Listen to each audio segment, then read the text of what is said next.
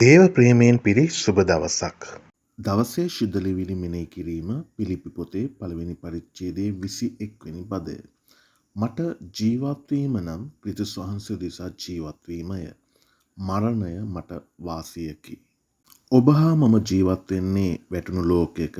දිනපතා සිදුවෙන සිදුවීම් වලින් අපේ ජීවිතයට නිරන්තරයෙන්ම එකතු වෙන්නේ දුක.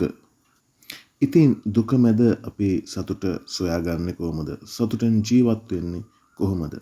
මේ සඳහා හොඳම පිළිතුර පවුල්තුමා අපිට පිලිප්පි පොත ආශ්‍රයෙන් ඉදිරිපත් කරනවා. පිලිප්පි පොත ලියන අවස්ථාවේදී පවුල්තුමා සිටින්නේ හිරගෙදර යදම් වලින් බැඳලා. නමුත් පවුල්තුමා මේ 21 වෙනි පදේ කතා කරනා වගේ ජීවත් වීම නම් ක්‍රිස්තුස් වහන්සේ උදෙසායි කියන ඒ සංකල්පය ඉදිරිපත් කරනවා.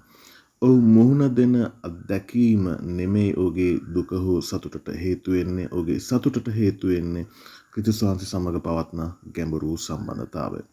අප වටා මොන දේ සිදු වුණත් අපි ක්‍රිස්තුස් වහන්සේ සමග ගැඹුරු සම්බන්ධතාවයක ඉන්නවා නම් ඒ සම්බන්ධතාවය අප තුළ සතුට ඇති කරන අත්දැකීමට අපි අරගෙන යනවා. ඔබ ක්‍රිස්තුස් වහන්සේ සමග ගැඹුරු සම්බන්ධතාවයක් ඇතිව සිටිනවාද? කල්පනා කරන්න. ස්වාමීන් වහන්සේ ඔබට බලවත් ලෙසත් බහුල ලෙසත් ආශිර්වාද කරන සේක. ඔබ හැමෝටම ජේසු පීඨයි සුබ දවසක්.